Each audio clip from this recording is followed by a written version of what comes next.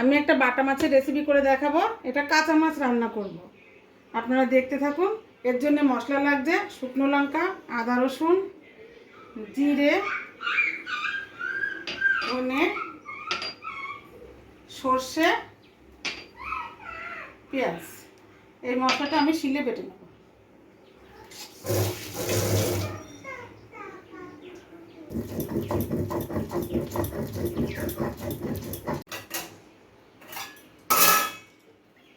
ঢাকনাটা তুলে নিই।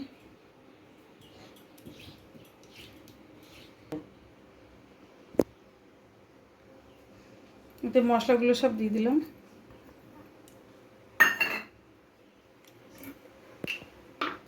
তেল দিয়ে দিলাম।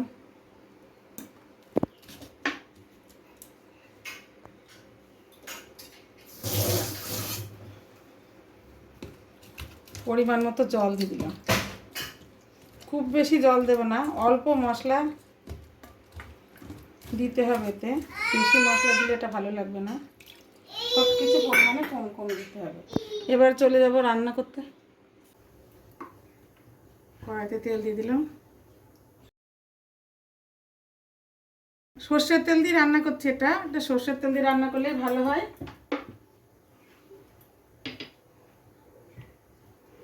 কড়াটা তাতলে আমি ফোড়নটা দিয়ে দেবো।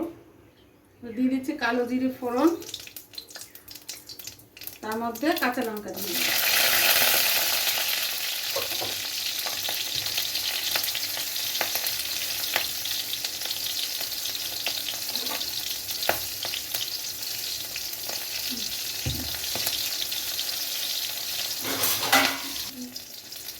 এবার মাছগুলো দিয়ে দিলাম।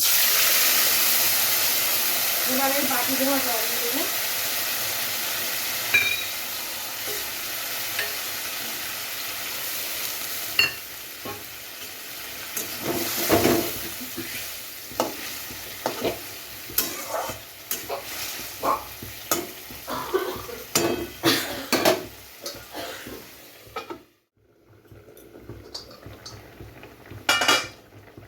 এবার একটু দেখতে হবে লবণের ব্যালেন্সটা কেমন আছে। যদি লবণ লাগে একটু লবণ দিতে হবে।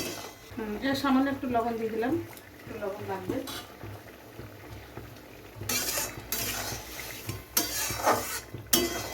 ব্যাস, এবার আমি ঢাকনা চাপা দিয়ে দেবো।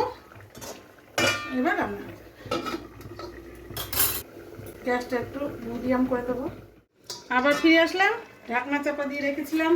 এবার খুলে দেখি মাছ আমার এরকম সিদ্ধ হয়ে গেছে। রান্না এই যে মাছটা কত সুন্দর সিদ্ধ হয়েছে, মাখো মাখো হয়েছে।